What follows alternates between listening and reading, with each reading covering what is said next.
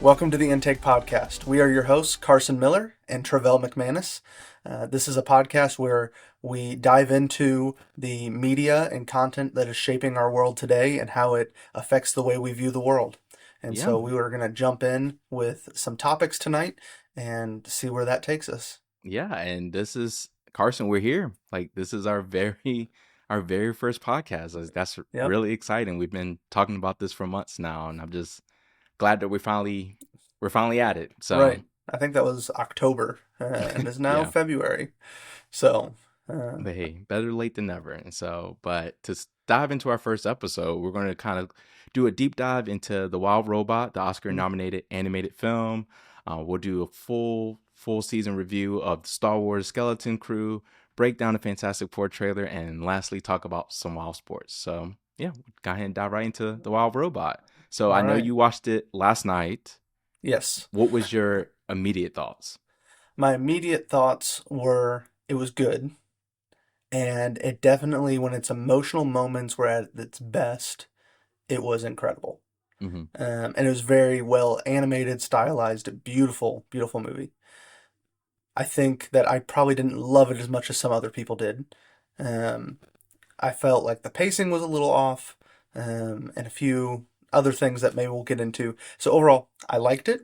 Hmm. I don't think it's the best animated movie of the year by Oh, any okay. stretch. So I think it deserves to be nominated, but I don't think it should win, even though if you're asking me to put money on it, I'm probably going to say it's going to win, So just what due to the was buzz around it. Okay, so that is very interesting. So what about the pacing that kind of just I don't, I feel like the passage of time, there's a lot of time that passes throughout the yeah. movie, and I don't know, it was never clear how much time was passing, whether you went from a night into the next morning, or you went from one day in the middle of summer to the middle of fall. There was no indication of how that was different, really. There was Okay. no, like, you didn't get a wide shot of the seasons changing. You were just expected to keep up with, okay, we're telling a 2 day story right here, and then we're going to jump weeks, months, and then we're going to tell the story right here. And I just didn't feel like the pacing, like the actual just like timeline of events Mhm. worked in my brain. And it's an animated movie. Maybe I should suspend disbelief a little bit more. Yeah. But when it's called the best animated movie of the year, I have an expectation that we're going to hit, like, pacing shouldn't be an issue. Yeah. I guess yeah, and I get that. I definitely trying to because I watched it a week ago, and I definitely could see that point to for some. I think the one issue that I had was the winter, and I don't know, maybe you might have picked up on it when you watched it last night, but was there something different about the winter this year that made it to where like the animals were like, was it just a normal winter, or was there something unique about this winter to where it seemed like if they didn't have the robot, they wouldn't have survived? Right. I think it was said this is the worst storm in years. Okay. That was it. I mean, so like again, a pretty big plot point is that this entire island of animals would have died without this robot Yeah. being there by happenstance. Really? The Yeah. entire island? Even the giant grizzly bear? I Hmm. mean, and I just feel like there's a few of those things where I went, okay, we've, because we rooted it in such like a realistic, like life and death reality for animals, to Hmm. then suspend our disbelief just a little bit that the entire island is going to die if this very futuristic robot isn't there. I don't know. There's a few things like that. Yeah. But I did like the movie, so I don't want to just Hmm. harp on it No, I negatively the get whole that. time. Yeah, it suffers from what I call, and this kind of will lead into our skeleton crew conversation. Like it definitely suffers from like child plot, where it's like Yes. this is plot that doesn't need to be fleshed out because the main audience is kids and they're not going to be asking these questions. And so Right. I definitely see that because it is like, I mean, that kind of was like my question at the end of the movie. Like I laughed at the end when the bear told the fox, I'm going to try to eat you tomorrow. And he's like, oh, I'm just kidding. Right. But I'm like, but don't you actually need to eat? Like, you're going to have Yeah. to eat eventually. Like, what are you going to eat? Like, how is Right. this? Like, how is this civilization going to work with you all? And I get that animals are always just used to represent humans. That's the Hmm. point. Like, we know Right. animals will never be able to accomplish something like this, but just kind of going off our characters, we have Roz, um, what's the duck? Bright Bill, Mm. Fink. What was there any character that just like kind of stuck out to you? I mean, obviously the robot does. Yeah. Roz. She stands out watching her journey from very task oriented to ending up very people oriented or animal oriented, I Yeah. guess in this case. To see that journey, to understand that longing of like the spot where Bright Bill would sit on her shoulder and now he's Hmm. not there, to feel that, to know that longing of Hmm. like, yeah, I wish that I could hold my child right now, or, or my spouse or whoever it is, to have like that feeling of missing. Um, that stands out because there were those very real emotional moments in a very Hmm. real world at the start of like, I'm pretty sure like a little baby possum, there's a joke that it dies and the mom just like doesn't blink an eye, is like, who cares? I Yeah. lost one of my 7 kids. I have six. Awesome. And then he And pops then back up and it's fine. she's like, But "Oh, yeah, so we go from that. I think that's my biggest, to go back to the issues. And again, I didn't want to stay negative the whole time. But that's my biggest issue is we have that at the beginning, and then like this complete suspense of disbelief. Like, yeah, the bear's gonna have to eat again at some point and eat one of these animals at the end. yeah, So just that dichotomy was hard. okay, But I think that the motherly aspects and the familial aspects between Roz and Bright Bill and the fox. I still am not clear what the fox's name was. Fink, Fink." Fink, Hmm. Fink. Yep. Okay. So that dynamic really works, and watching the fox character change even from being very selfish to being the driving force of being selfless. Yeah. And so I think that dynamic really worked, and that's the whole power of the movie. If that doesn't work, nothing else works at all. It's Yeah. just a pretty kids movie at that point. Hmm. Yeah. No, I definitely get that. Well, let's kind of just go on the positive side. Like, what were some things that did work for you? Like, what were some things, like, yeah, it's a very beloved movie, Oscar nominated. Where were some of those points where you saw that? I mean, just the actual quality of the movie, the Hmm. set design, the stylized elements, all of that works beautifully. Yeah. Even some of like the sci-fi aspect of the movie, that Hmm. worked for me as well. I wanted to know more about that world Yeah. outside of the island. And I think if there is a sequel to this, I don't know if there will be or not. Mhm. There will I be. think, oh, there It will is be. confirmed. Yes. Okay. Um, I think that would be a very interesting exploration of the world as opposed Hmm. to just the island that we're on, Yeah. because it takes me back to more of a Wally type thing. Yes. And And I love Wally. I love Wally. And like the evil robot at the end was very Eve like in that way, mhm, obviously far more evil. But yes. those type of things, that's the parts of the movie that really worked for me. I am curious with that. I'm curious to know what, I mean, we kind of saw a little bit of it, but I would be curious to see like what was Raw's program to actually Mm, accomplish. Like, right. because we see these animals, we know where they started and where they ended, but we don't really know where Ross started. We just Mm, know that she ended up on this stranded island, and next thing you know, she's learning how to be a crab, learning how to take care of a duck, learning how to do all mm, of these different things. And so it is, yeah. Yeah, it was interesting. I really did like the movie. I mm. thought the humor worked. There was Yeah. I don't know why it got me. It just caught me off guard because you Right. because you just hear the, yeah, like 7 6 7 again, like, and it kind of introduce you into this world that is just very unforgiving, and everyone just kind of accepts that. Everyone Mm, accepts, the big eat the little, then the right. bigger eats the big. And so it's a really interesting world. I think my favorite aspect was the voice acting and just how Roz, um Lapinta Nioga, I always say her name wrong. Lupita Nyong'o. Yes, she Okay. did. I just think she did an amazing job. And Yeah. I love what they did with the sound design with her voice Mm, and how it would go back. And you saw the more she became human like, the more her voice. mm, Because I, like, 5 minutes in, I was like, okay, I want to know who the voice is. So I right. found out, but I didn't tell my wife. And she was Mm, like, I'm gonna try to figure it out. And it yeah. took her like 45. I think there was one moment where her voice cracked Mm, that she was like, oh. Wait, what? I like that's yeah. her? Wow, I did not.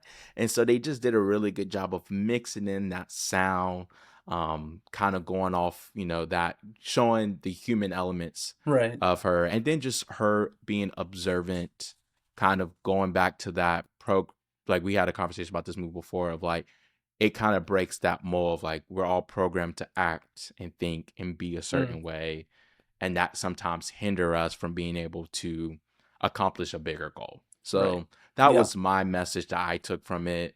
Yeah. Bailey took on the message of it being about motherhood and Mm, the ever all the adjustments that comes with right. that. Yeah. But there's a lot of different messages that I could see why this movie got Yeah. is getting the love and attention that it's been It getting. it does deserve that for those elements, for sure. Mm-hmm. It's a top 5 animated movie of the year. It's Mm-hmm. better than some other animated movies I've seen this year, for sure. So I don't want to harp on it too much because I did really like that. And the voice cast faded into the background. Mm-hmm. You didn't It wasn't Chris Pratt doing Mario, Mm-hmm. you know, where okay, this is still Chris Pratt. Mm-hmm. Pedro Pascal does the voice of the fox, Yeah, and you like you can't never tell. know. You can't tell. Can't tell one bit. Have no idea it's him at all. Lupita Nyong'o, no way. I don't know how Bailey guessed that at all. There's no way I could have It come was up one with. moment where her voice just really went right through the robot. It was like, oh, Mm, that's straight up her yelling into him. right. Like it was when she was confronting the other robot on like, what am I Oh, programmed to do? Like her yeah. voice just came straight out. Hmm. Yeah, I can see that. But like, I guess I haven't seen enough of her to be able to make that connection at all. Mm-hmm. So, no, it was really good. I'm glad that we watched it. I can check that one off my Oscar movie list for the year. Yep. Um, I don't know where it ranked in my movies for last year. I can give you a quick update on that. It ranked number 9. So again, Okay, that's not didn't hate bad. it. Didn't Hey, hate it. top 10, top Right now it's in 10. the top 10. I haven't seen a lot of the Oscar movies yet, but not doing too bad there. Number 9. Nice, nice. Well, talking about kid plots, I guess we can go ahead and jump into our small screen, our TV show that we are covering tonight, and I benched it in 24 hours, and Thank you for doing that. it wasn't a bad bench. Like I wasn't bummed when we agreed to do this, but I was like I did just have the concern of like what if I started in episode 1, I'm just like, ugh, I'm gonna Yeah. have to watch 7 more of these. And I will say I did not have that. I had moments, Mm-hmm. but overall, from start to finish, Yeah. I enjoyed the ride. Disney has the issue that a lot of like legacy IPs have, like Pokemon, especially with Star Wars, is that you are having people that are 5 and 55 consume your content. Mm, And yeah. with that just comes so much pressure, so much range and humor, storyline, plot, what works, what doesn't work. And we've seen Star Wars kind of experiment over the past few years with different stories from, Mandalorian, Ahsoka, Mm, and, ranging in different audience where like Ahsoka lived and died, and it was catered to more of an adult like right. audience, Yeah. and it had a darker tone. I actually wouldn't say I loved it, but I liked the idea. Like I've been wanting a darker Star Mm, Wars story, something that feels mature, that doesn't feel like Disneyfied and has, right. Mickey Mouse hands all over it, where this definitely felt that way. This definitely felt very childlike. Yeah. And so I tried my best to watch this, being 30, no kids, don't really have anything to really find a way to emotionally connect with the kids element of it, of just putting myself in, if I was 10, if I was 9, is this something that I would enjoy? And I think I would. There were elements of it that just Mm, did not work for me personally, but overall, it was a good journey. okay. Well, I want to know what didn't work for you. But I really loved Yeah, the let me hear show. yours. Yeah. I tapped out of Star Wars after Mandalorian season 3. So you haven't watched Ahsoka. I haven't watched Ahsoka. I Okay. haven't watched, what was the other one that came out? Uh, what's her name? I know what you're talking. Whatever it was. I Yes, obviously yes. didn't. I didn't watch it. I didn't care. The Acolyte. I didn't watch The Acolyte. Oh, okay, yeah. I think that was those two were the ones that came out. And really, Skeleton Crew, I didn't start right away.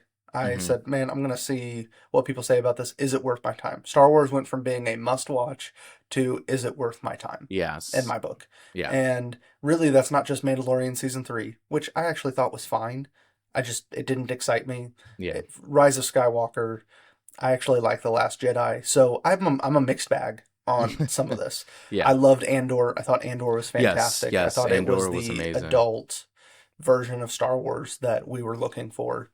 So going into Skeleton Crew, I love John Watts, who's the writer and I think the showrunner for Skeleton Crew, and he has directed the Tom Holland Spider-Man trilogy. So it's Mm-hmm. that director. He has a really great indie film called Cop Car. It's awesome. So everything he's done, I really liked Wolves that he did with Brad Pitt and George Clooney this past year. So everything he's done, I've really liked. So him being in it, I was intrigued by. It Mm-hmm. being kids, I was intrigued by. Being Goonies in space, or Yeah. I guess for audiences today, Stranger Things in space, kind of, having that sort of feel of kids on their bikes going on an adventure. I love that. Mm-hmm. I told one of our friends a few weeks ago I'm a sucker for coming of age movies. Just show me somebody transitioning from childhood into adulthood and give me that story, and I'm probably happy. Mm-hmm. And so seeing Skeleton Crew was really awesome. There was things that, you know, didn't work, Mm-hmm. but it didn't work in a way where I was mad about it, or if it didn't work, it was just kind of a little corny and a little bit throwback to old school movies like The Goonies, where it's like, okay, well, sure. Yeah. It is child plot, but it's Yes. done in a way where we actually expanded the Star Wars world. Mm-hmm. We didn't shrink it. We explored in a time when there's not a lot happening, we explored a world that is literally hidden from the rest of the universe and from a child's perspective. That expands the universe as opposed to focusing on a character that we've seen done in 3 or 4 other parts of Star Wars where we are locked in to whatever that character's storyline is and we can't expand too far beyond it because that character has such a long history Yeah. in the Star Wars universe. This was all by itself, essentially. There was a Mm-hmm. few references here and there, but there wasn't a lot. It wasn't fan service. It was just it was a story in the Star Wars world. It wasn't the Skywalkers or Mm-hmm. anything connected to them at all. And I Yeah. loved that about it. I loved that we could be completely separate from it. Mm-hmm.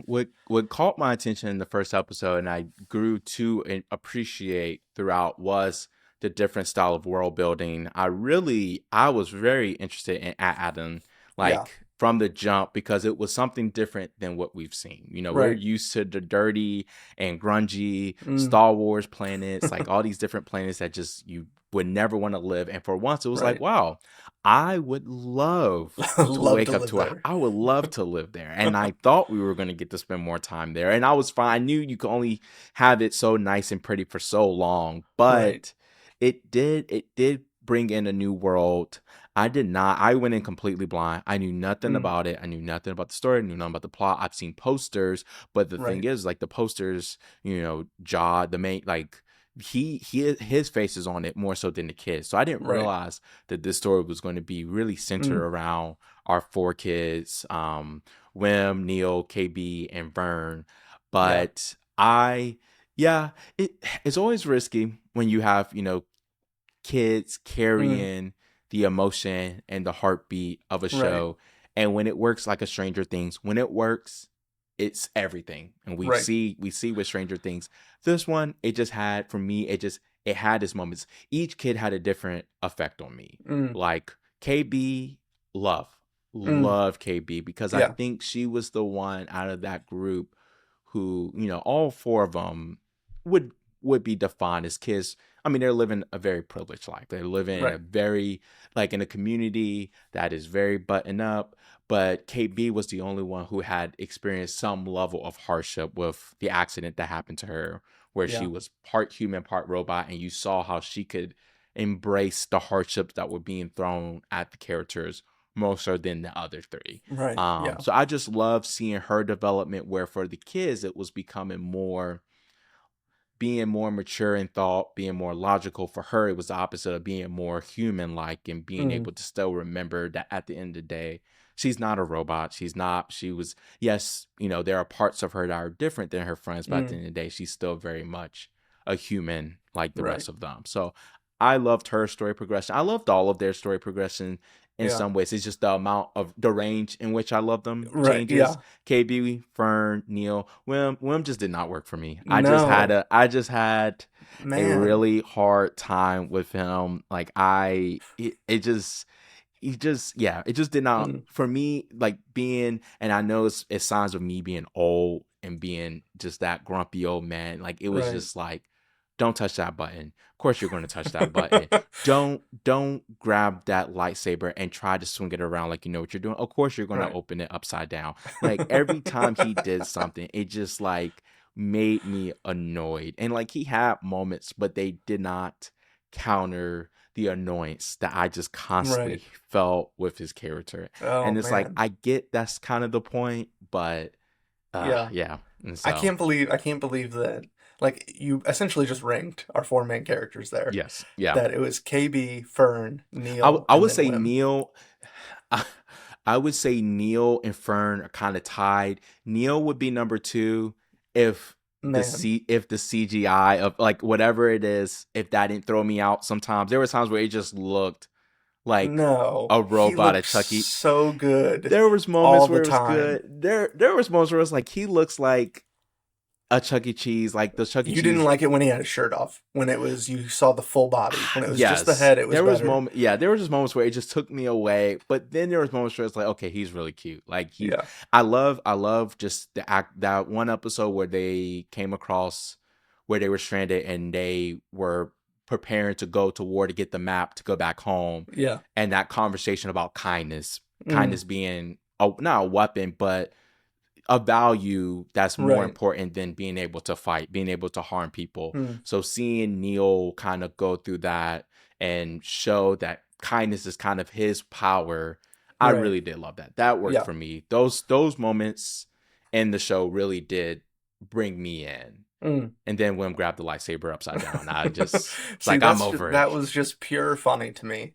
I did not like Fern all that much. I think the stars of the show were Neil and KB, Yeah. 100%. Yeah.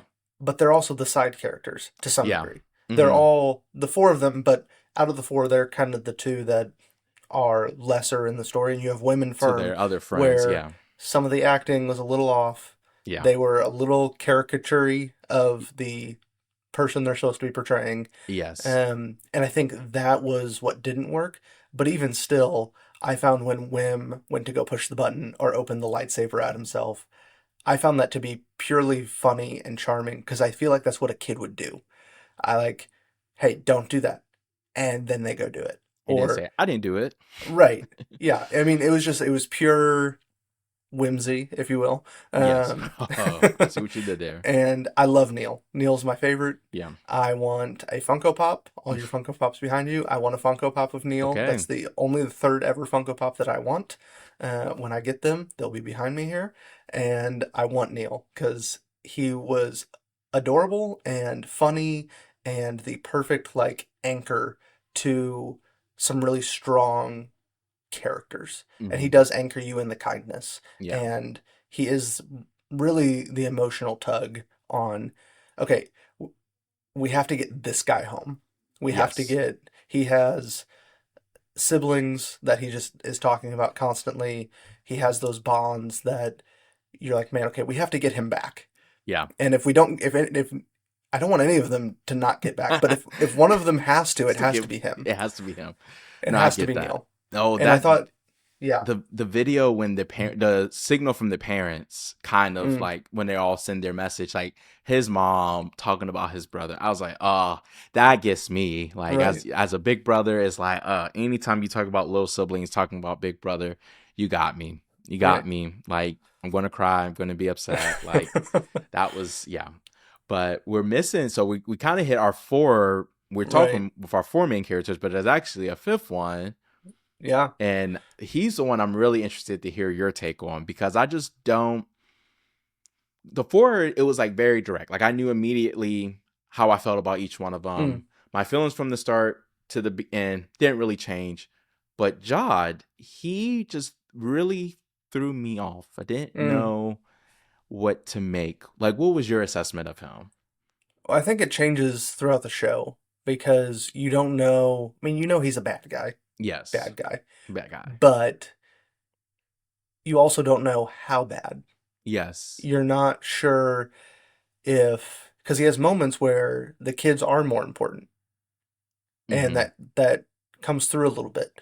And then you have moments where it is pure greed and selfishness that Mm-hmm. shine through. And I think his character is really struggling with that to some degree Mm-hmm. of this wasn't the way that he thought he was going to get out of this or Mm-hmm. get to it. And I think Jude Law's performance was really good. And it might be the best pirate character because they really lean into the pirate theme Yes. of Very, this. very space pirates. Very much space pirates, which I love. That's right up my alley. And so they really lean into that. And it might be the best pirate character we've had in a while, where you really do, you're not really sure what to do with him. Is he Mm-hmm. good? Is he bad? Is he a Jedi? Is he not? Is he just a force sensitive being in the universe? And I Mm-hmm. think the way that we got to see the force used in a way that we don't normally see. It wasn't That's full my on conflict. deceit and Yes. evil, and it wasn't full on for the good. It was more of a magic trick or something. It was a tool to be used. It wasn't Yes. his whole thing. But based on, and then this is where the Star Wars lore comes in, and where I struggle with it and Mhm. find it interesting and wish that, and this is like where we get out of child plot, and now adults are starting to ask all these big questions of like, Right. we've always seen the Force being taught and trained in some form of capacity of light and darkness. Mm, And we have seen characters who have struggled that middle ground and played that middle ground and still be able to use the force and probably use it to his full, Anakin thing, like mm, that right. struggle, that power struggle, but you've never seen it in a character that operates, because even with Anakin, it was operate in a sense of protecting people he loved. Mm, Something that wasn't about him, it was about others. right. Love, hatred, those emotions. Where this one we saw it for greed. And I've Mm, just never seen the force, whether that greed could sometimes be rooted in love or hatred, but for him it was just like, yeah, like he was sinister. Like he wasn't evil enough to where, like, I mean, going to the child plot, I always get annoyed when you have the story where it's like so much, the kids were so disruptive to his plans that it almost got to mm. a point where it was like, you holding them hostage is doing you more harm than good. I'm not Right. saying do anything crazy. I'm just saying you probably should just get them out of your way. Right. But you just kept them around and kept taunting them, waving a lightsaber in their face. Like, so Mm, clearly you're not dark enough to where that's an action you're willing to take, where we saw that with right. Anakin. But then it's obviously like we're not putting him next to Obi-Wan Kenobi as Right. good guy that we want to, have taken care Yeah. of our kids. So it was just really, because I I thought it was a trick. I thought it was a gimmick mm, until I saw him start using the force, and more like once he started using it on people. Because at right. first it was all objects, Yeah. and so I was like, oh, he is doing some. And they even talked about this, like, oh, he's Mm, using magnets. He's a string. I was with them on that, because I was like, there's mm, no way that he's going to like share that he's a Jedi so quickly in a time where Jedis are. And right. so like it was just really interesting to me to see the force use in that way. See, I feel like I did believe that he was going to use the lightsaber, not on the kids ever, but Hmm. on their parents. I Hmm. fully bought that he was going to like chop somebody's arm off. Hmm. I mean, I thought he would go that far. And I think that his relationship with the Force I find really interesting because to me it was more of like a person who's given up on the Force but still uses it when he needs to. And Mhm. it's more of a like relationship that some people have with God, where I'm only going to pray when I really, really need something.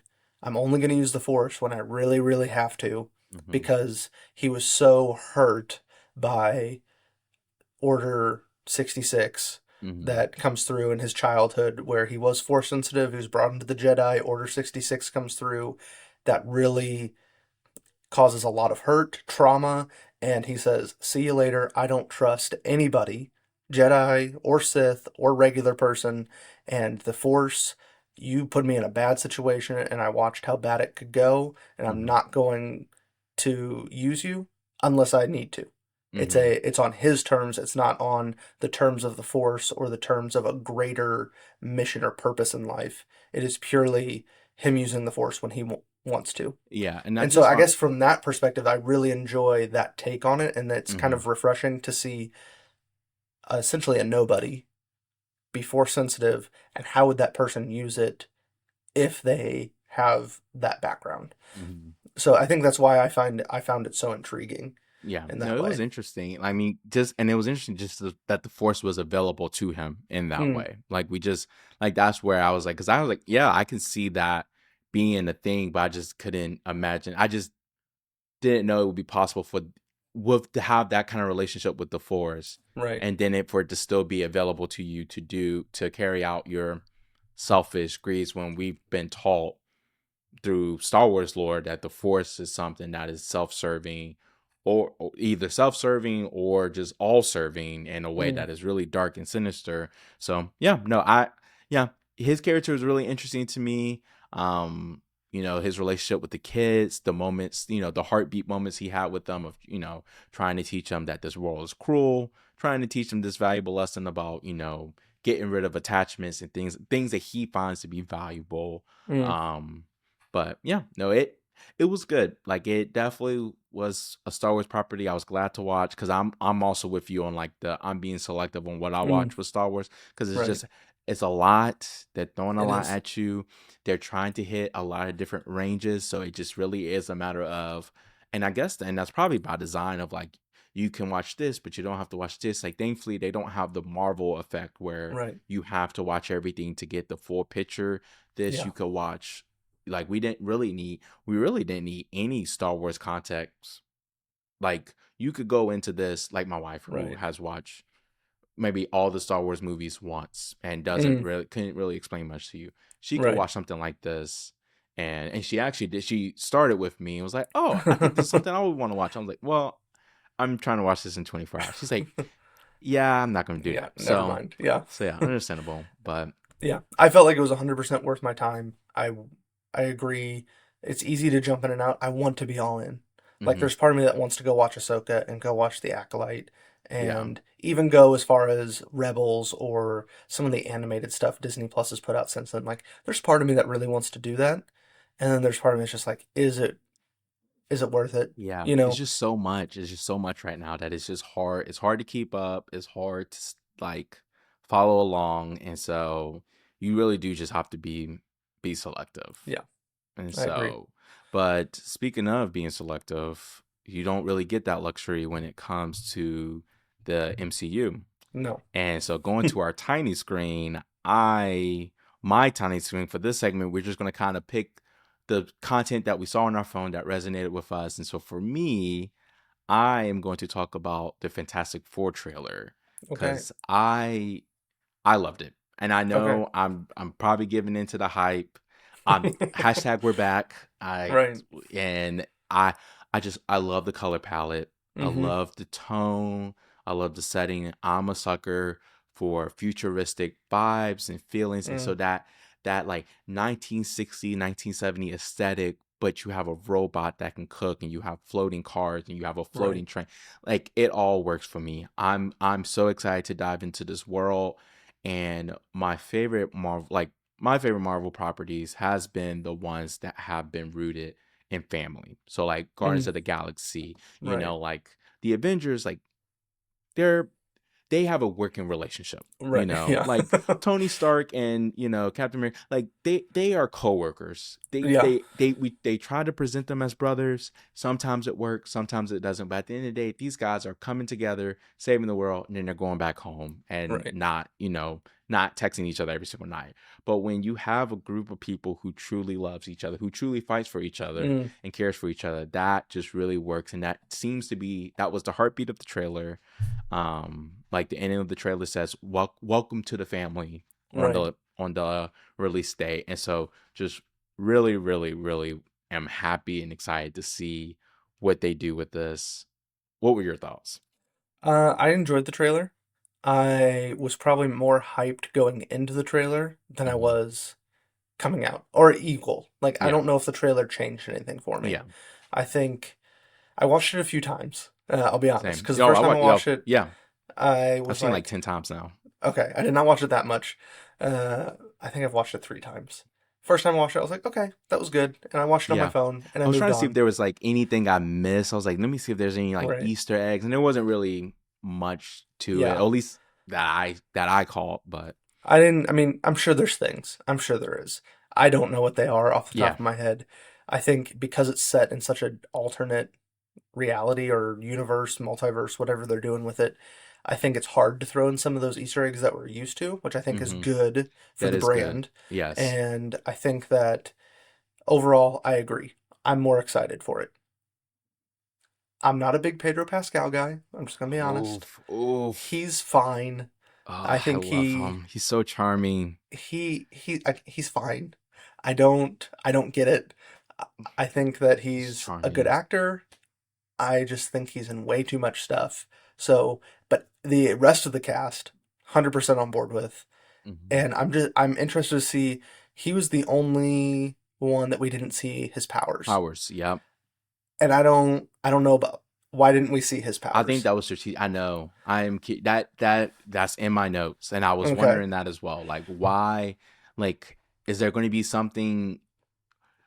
Yeah, like, is there something about it that's going to be different that we just haven't seen? Like the right, way, I mean, he just stretches. So like, yeah, what is that going to look like? Like, right, because that has been my one thing with him being such a iconic figure already, which is mm-hmm, sometimes no, I mean MCU is kind of a mixed bag. Like sometimes they yeah, like sometimes they have brand new actors and they bring them up, and sometimes they mm, find someone that's kind of at their peak. But for him, it's like he definitely is on a high right now. yeah, Probably the and highest has we've been, seen. Yes, and probably the highest we've seen before joining the MCU. So yeah, that's interesting, and it does, I don't want to say desperation, but it does seem like we are craving another Robert Downey Jr. right, And it is obvious that that's the role that he's mm, going to be fitted. Just like that's the when you look at Mr. Fantastic and Tony mm, Stark, like these characters are not that far apart from each other, right, and so there that is the heartbeat, and that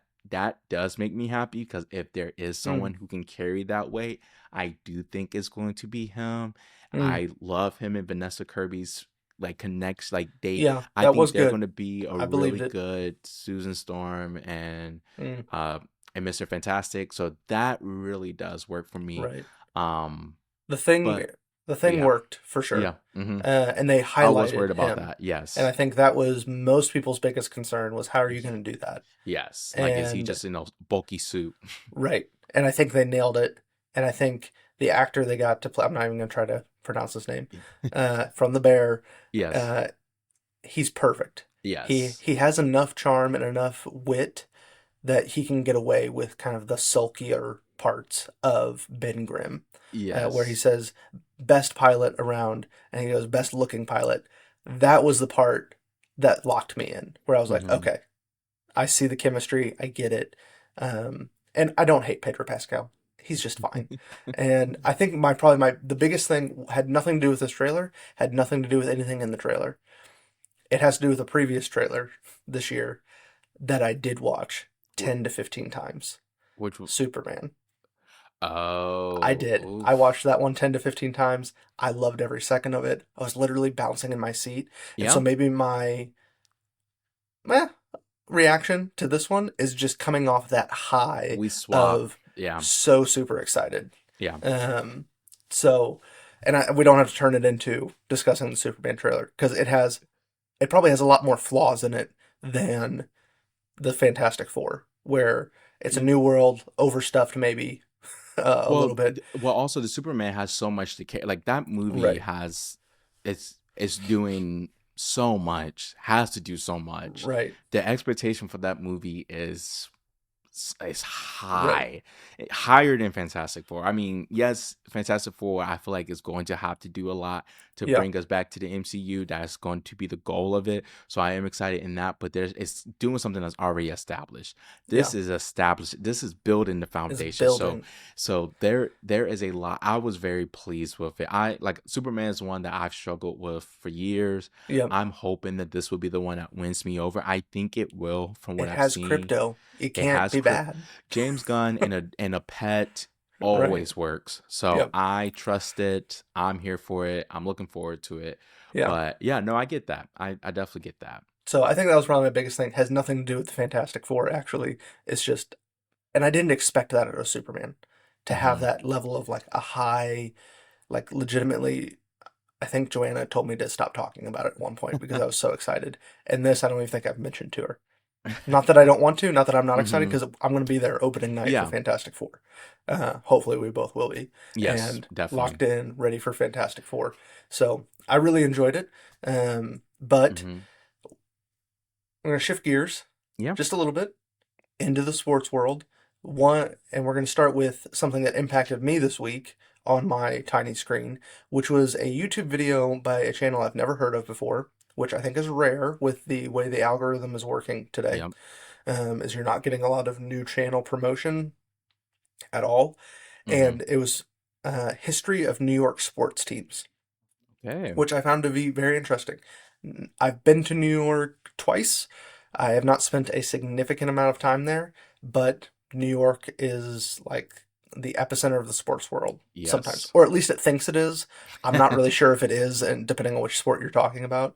And so just knowing, I got to learn a little bit about the history. So the channel's called Maapify, and it is talking about sports in the context of maps and stadiums, really Okay. is kind of the Interesting. channel overview. And so it has a map of New York and it's showing where sports teams are throughout the city of New York because it changes a lot throughout the city Hmm. and kind of the history of where teams started, where they've ended up, which ones have left New York, and just getting in a 13-minute video a brief history about New York, you kind of understand some of the rivalries, some of the hatred, some of the apathy Yeah. about certain sports franchises there, and it covers the big four. Major League Baseball is where it starts because I think those are the earliest teams, Yes. and the Yankees are not the first team in New York. Really? The Brooklyn Dodgers and the New York Giants that become the San Francisco Oh Giants are the wow. first See, two teams. my baseball history is very Yeah. little. And so New York Yankees come on the scene after those two, but they become so popular that the other two leave. And Okay. so it's just kind of an interesting dynamic to see how that then feeds into a little bit of basketball and getting the Knicks and then the Nets start in New Jersey and then Hmm. have recently come into Brooklyn to try to tap into that market. And Yeah. they're kind of like the Clippers, like Yep. who really cares? Yep. The And stepbrother. a little bit of hockey where you have the Rangers that are the team of New York. No one really cares about New Jersey. And you have the New York Islanders, which represents a whole part of New York, Long Island, that is not represented by any other sports franchise. And so I didn't even know Interesting. that. And I'm not very familiar with New York, so just kind of seeing it play out was kind of Hmm. impactful for me. And I went to the channel before hopping on this podcast here and just looked at some of his other stuff, and I was like, man, I want to watch most of this.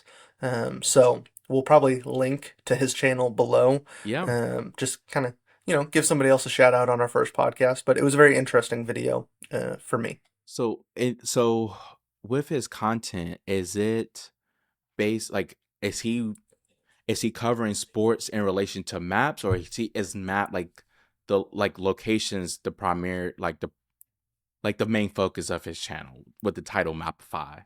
Yeah, and I think it's where geography and sports meet, Okay. where your stadium location does matter. and stadium locations are becoming more and more complex and less rooted to the cities that their names are tied to, I think, Okay. if we look at it, where you're building out in the suburbs, you're not really building in a downtown area anymore. And so I think he's looking at it from that perspective of how does where a sports team reside, like where their home is, how does that affect the team and how does that affect the city? And he does it from a Interesting. maps perspective. Um, Okay. I haven't watched many, I've only watched this one video. Okay. It was fairly well produced and I Nice. enjoyed it. So I'll maybe I'll watch more and come back with a deeper I review of the know, whole channel. I But know, because I mean, just I disclosure to our fans, to our listeners. I am a basketball first guy, mm, football kind of second, every other sport, IQ very low. But just from basketball alone, there are so many like California. The Clippers mm, just bought arena, like a $2 billion arena outside of LA to get away from sharing the arena with the Lakers. That's a right. very interesting topic. One of Yeah. my goals is going to all the NBA arenas, 10 out of 30, and just like the four Dallas or the three Dallas teams, like their location, like it is very strategic and it's very obvious. Like Dallas Yeah. is like in the heart of Dallas. San Antonio is kind of in the suburbs. Houston is Mm, also like in the heart of Houston, just like the location, the proximity to other arenas, mm, things of right. that nature. Like it is really interesting, and I feel like there's going to be so much more. Like I know Las Vegas is becoming a sports Mm, destination. It's not a right. matter of if, it's a matter of when the Mm-hmm. NBA will have a team there. I know Yep. the NFL just put a team there. There's not a baseball team. There might be. Is There's there a not, but they're working Sam. on it. Okay, so Uh, that, yeah. and then like the betting and all that and Yeah. the role that's going to play in sports, that's going to be a very fun conversation. But no, that is a really interesting. I was going to watch it. I saw you linked it. I was going to watch it, but I was like, Right. I'm gonna wait and let you explain it. But I am very interested because I have gone to a Brooklyn Nets game. I've gone Yeah. to a Knicks game, and New York is just a different beast. It's different. Like going, but I mean, it varies because Nets, it was like very chill, very relaxed. And Knicks, I cried. Like it was beautiful. The fans were crazy. Like the Right. building was shaking.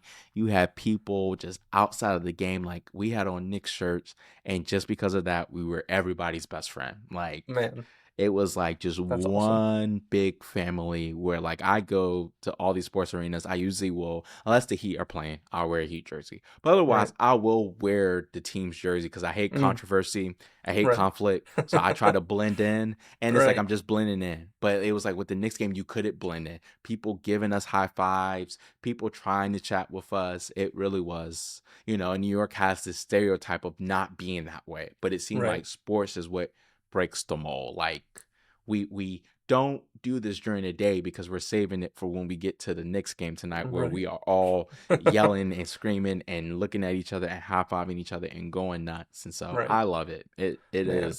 is an So amazing I'm experience. not a basketball first guy. Basketball, honestly, third or fourth out of the big four for me. I get it. I It's get it. NFL, MLB, and then hockey or basketball. Probably basketball more recently, just because my hockey team, St. Louis Blues, haven't been doing a whole lot. They got the one Stanley Cup, highlight of my lifetime when it comes to hockey fandom, and we may never see it again. So I'm not putting a whole lot of hope into it. But and I think this might surprise you because I don't think I've told you this yet. I am going to an NBA game in April. My Where? parents got me tickets to see the Warriors play the Grizzlies in April. Okay. So, and the Warriors are my team. I'm not Okay. ashamed to admit it.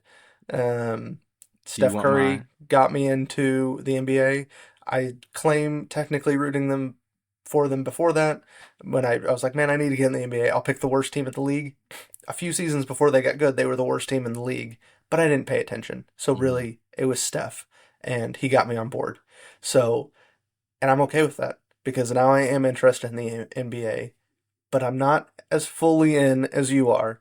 And so the news this week about Luka Oh, and AD, I only kind of understand. oh man. I don't see what the big deal is, to be honest. I think it looks like a pretty compared to other trades, it's not a fair trade. No.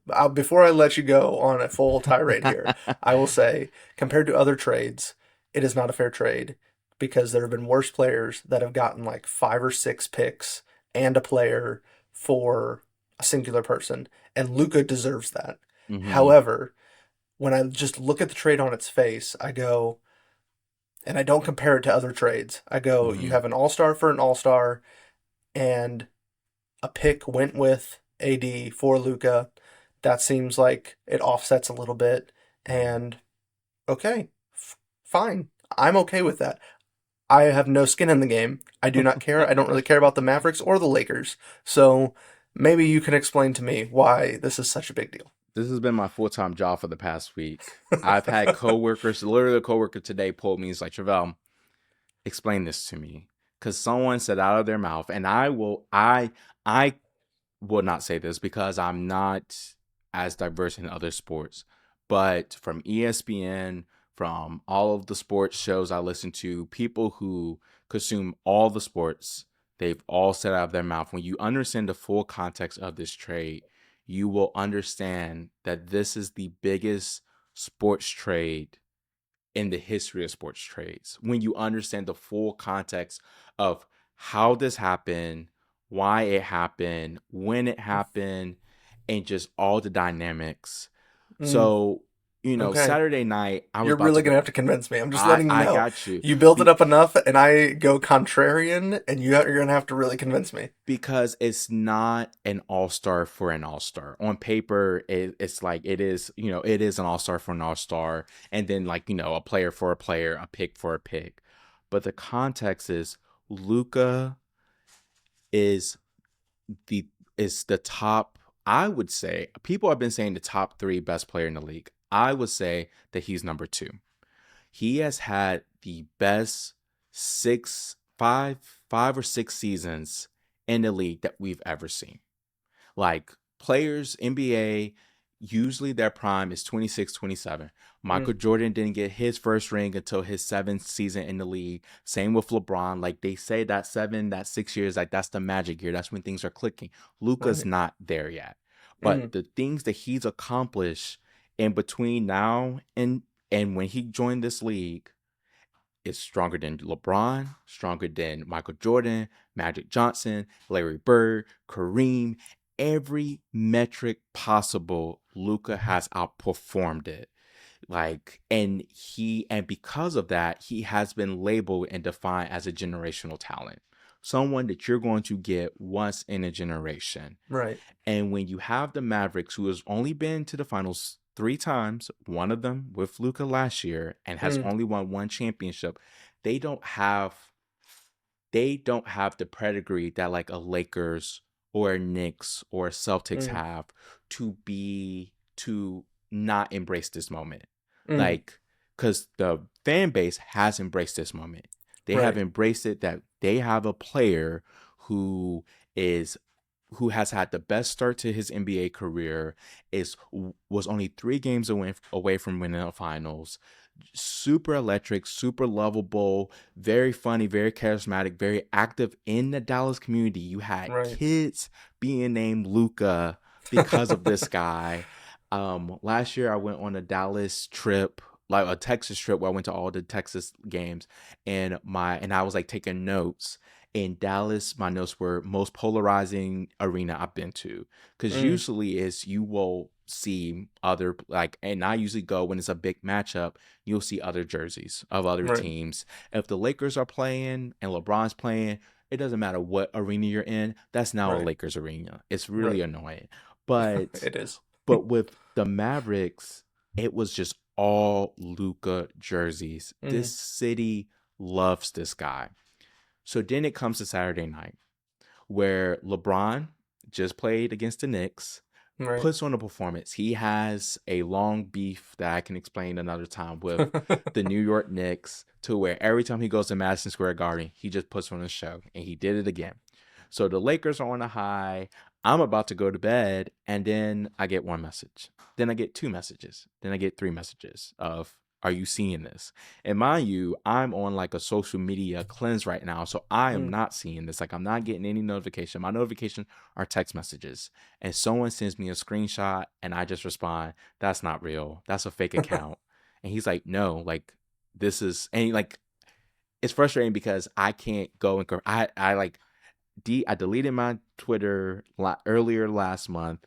I had to Mm. reactivate it because I was like, I gotta confirm this myself Right. because there's no way this is happening.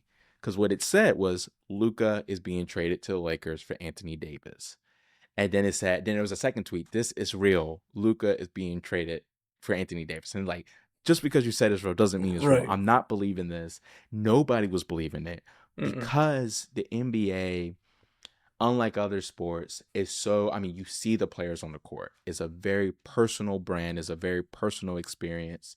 And so you have a relationship with these players, you have a relationship with these organizations. You know, like Jimmy Butler just went to the Golden State Warriors. We've known for months that that was going to happen.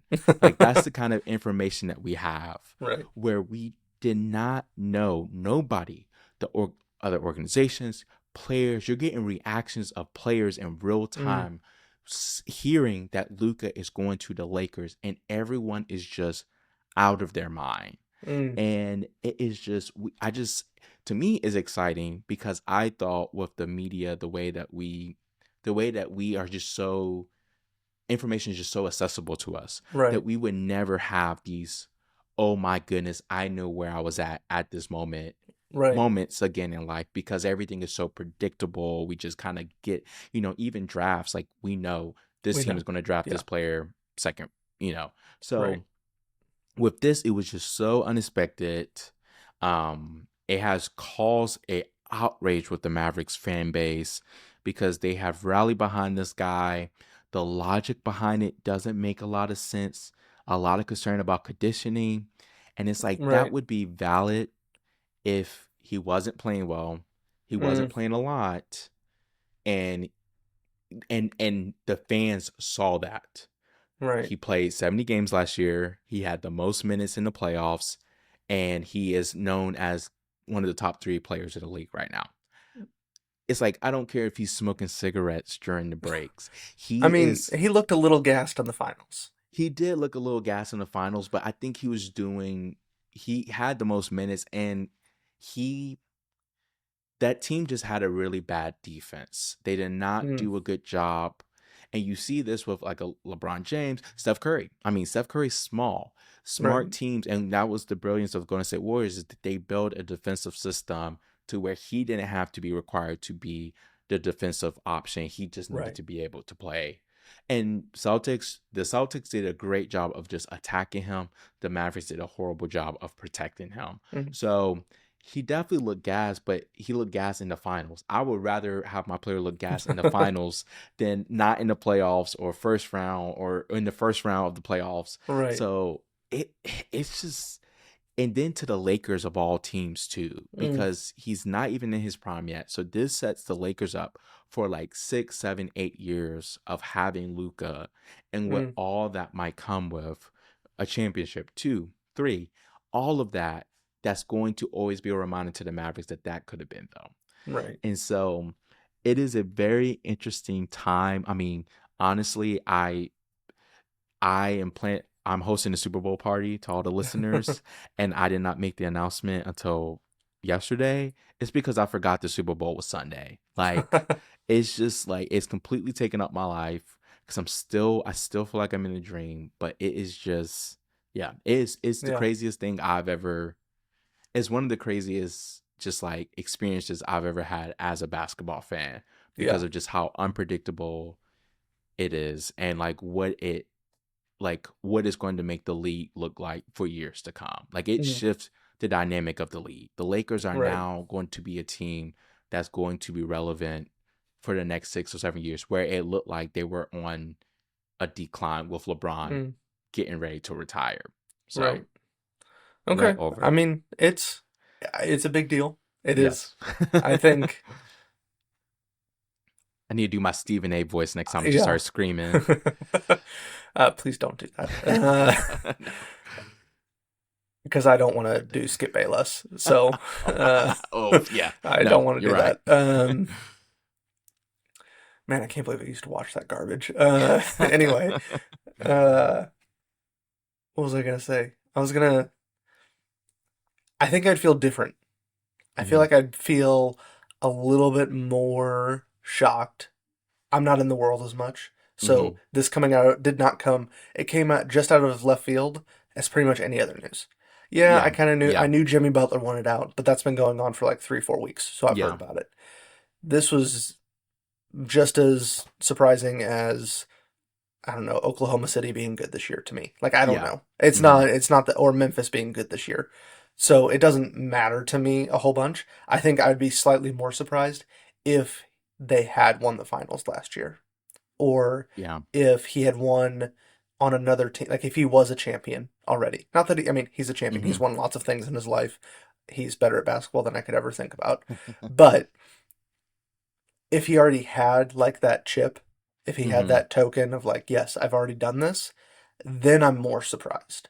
The fact that they made it last year, didn't finish the job, and they did have concerns about his conditioning or maybe his commitment or focus because I don't know, I heard Brian Windhorst talk about how he sometimes can lose focus or let his anger get the best of him in big moments and big games. Hmm. And if the team is fed up with that, then that kind of makes sense to me. Yeah. If he doesn't have, yes, he has the community buy-in, he has the greatness so far in his career, but he doesn't have that one thing that makes him untradeable, I think. Hmm. So like it And was never like he was yeah. fully off the table in my mind, a mind that is not a basketball mind. Yes, and there's enough there to justify it, but it's like one like to the people who are looking like it's like 1%. It's Right. like because we've seen players who are in worse condition, Mm, we've seen players with who are just not as talented right. get like you said when we first started this conversation that got way more in a Right. trade because it's so many different angles. Mm, The conversation that we're having is of him getting traded, but it's not even so much of like what he got traded for, right. because even that is another shocking element of it is that they only talk with the Lakers. Mm, If the other 28 teams know that Luka was free to be traded for, they would have given up their whole roster, their yep. family and their kids to get this guy because that is how he is revered in the Right. league. Like he was labeled as untouchable. It's him, Giannis, and Jokic. And Mm, then SGA for Oklahoma. Those four right. players are untouchable. Like everyone else is up for trade. But like so to have one of those four break that Mm, and to do it in a way that was like so not demeaning, but just got little in return. right. It's like that shows how much, and I don't think the fans, nobody right now, based on the information that the team has communicated, has felt like the trade was justified. Right. Because as much as their concerns are valid, it just doesn't change the list of accomplishments he's had, and it's So weird. is the surprise part the fact that it's more Dallas giving him up as opposed to the Lakers buying's the wrong word, but giving up the farm for him. If the Lakers give up AD and 3 picks, does that make it less shocking? Does that Yeah. make it different? Yes, it would make it different because it would be like it would look like the Lakers were desperate to grab him. Right, The trade looks like the Mavericks were desperate to get rid of him. right, And that's where it blows. That's where everyone is kind of losing their mind there because they don't understand the justification for being so desperate to get rid of mm, someone who is labeled a generation talent and who has proven, based on his record, based on what he does on the court, to be a generational talent, something that right, you don't get every single day. mm, And when AD and Kyrie, their main two stars who are in their mid 30s and have been known to be injury prone, when they go off to the sunset, there's nothing for the Mavericks fan base right, to have waiting for them to carry them into the next generation. right, And with a reputation like this, they're not going to attract the players that No, they want to attract either. that's Like true. it is a move that is going to cause people to lose their jobs. Right. It just has completely shaped the way that we look at the Mavericks for years to come. Mm, Like we're going to be talking about this yeah. trade 5, 6, 7 years from now, and that's just crazy because like there's been hundreds of trades that have Right. happened in recent years because this time of the year it's always quick because today was the deadline, so Right. everyone need to get their trades out. But this is one that we're just Mm. yeah, it's crazy. It is crazy. But Jimmy Butler going to the Warriors. I got a Butler Um, jersey that you can from my team I Miami Heat. I can get you the no, that's okay. I can put Golden State Warriors on it and make it look Uh, pretty. all we need is playoff Jimmy. That's all we need. I think he is Yeah, an upgrade over Wiggs. yeah. Wiggins had one great year and has kind of fallen off a cliff. And I get the desperation. Again, I'm not following it all that closely. I'm excited to go watch Steph play. Probably this is probably the Yes. last time I see him play in person this year. So I'm excited about that. I'm excited Hmm. that hopefully this will make him a tiny bit more competitive. But Yeah. and at the end of the day, okay, fine. No, It's I gonna love end Steph. poorly. Like it ends poorly every place that Jimmy Butler goes. So there's Yeah. no way it ends well. And so far, I mean, Steph and the Warriors, outside of Draymond, have avoided most drama. They're not usually a drama-filled organization. Yeah, just got one I mean, I drama guess player. KD, maybe they do like drama. I don't know.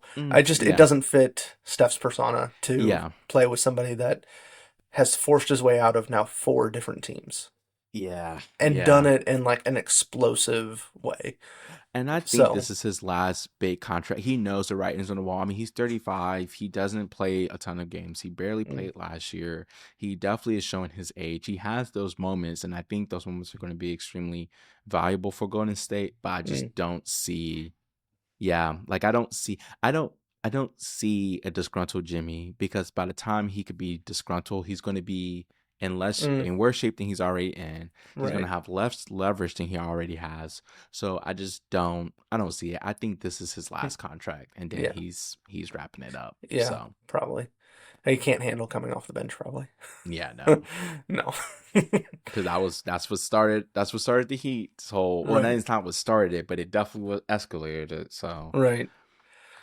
Well, I think that that covers everything that we had on the docket for today. yes. I think we are going to go into what we're calling the outtake, which is some sort of challenge for us when it comes to our intake on the movies, TV, small screens, whether that's an article or YouTube or whatever it may be on our phones or devices. A challenge of either adding something or taking something away. And I Mhm. think that we're sticking with taking it away.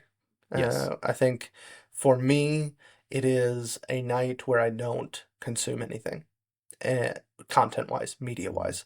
And I think that's hard. I tried it last week and we played a board game and stayed up kind of a little bit later. My wife and I, we stayed up, played a board game that was way too complicated to start at 8 o'clock at night. And we got done, but my brain was still like kind of buzzing after having to think that much. And Mhm. so I turned on an episode of TV to be able to fall asleep. So I think for me, it's a true complete shutdown for a day or an evening.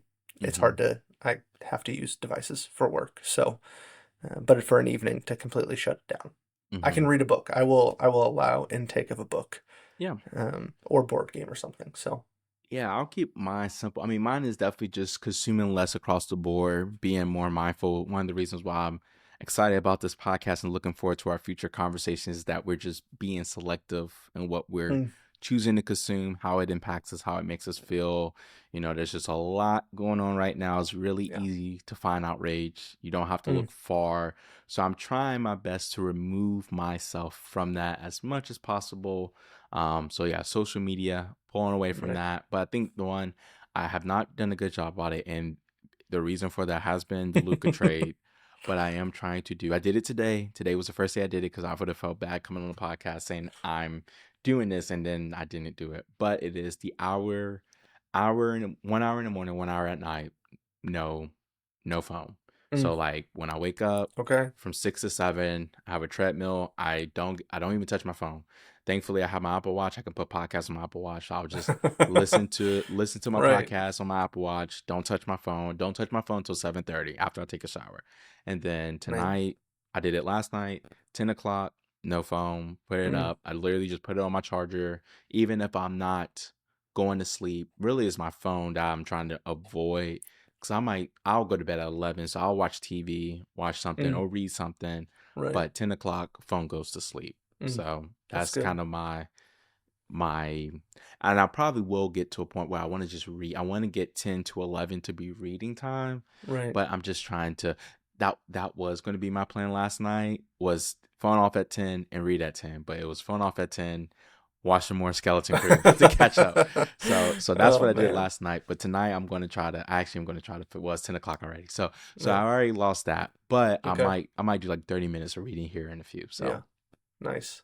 Well, I think that about wraps us up. The only thing I have left is, are we going to see Brave New World together next week? yes, I will have to kind of go through some logistics because I am going out of town, but I'll be back. Oh, I will be back Friday. I'll be in Oh, yeah, I'm going to a Dallas Mavericks game. okay. Funny, Wow. funny enough. And so, AD, here you come. yes, I know, AD, I'm ready to see you. And so I will be in Dallas, but I will be back Friday. So Okay. Friday could work. Isn't that, And is that, no, it's not Valentine's Day, is it? oh, is it? Oh, I think it is. Oh, okay. Okay, because we can't do Saturday. Our wives have something planned on Saturday, so Saturday Oh, that's is right. out the window. Okay. Um, so maybe it has to be Friday. I don't know. Okay. We will work on it, but We we will are going to make it see Captain work. America: Brave New Yes. World. Bring our review to you guys, and hopefully have a good discussion. And hopefully it's good. Please be good. I Yes, mean, I it has know. Harrison Ford as the president. That's all you ever need. In fact, Exactly. I wish he was It's- our real president, but alas, yes, we can't have that. I know. But we can dream. We can pretend he is for an hour, and I think it's a short movie. It's like Okay. an hour and 48, hour and 50 minutes. So we'll have that time to just go off into a fantasy world and pretend he is. But Okay. Sounds good. well, thank you for tuning in to the Intake Podcast. If you enjoyed today's conversation, make sure to subscribe, rate, share this with a friend. You can watch all of our full podcast videos on YouTube at youtube.com/the intake. You can also follow us on Instagram, TikTok, and Facebook at the Intake Podcast and share your own intake experience with us via email at intakepod@gmail.com. That is a lot for a closer, but that is our That is closer. all And right. so this podcast is produced by us, Carson Miller, and Travelle McManus. Sounds good. And so until next time, consume wisely and stay thoughtful.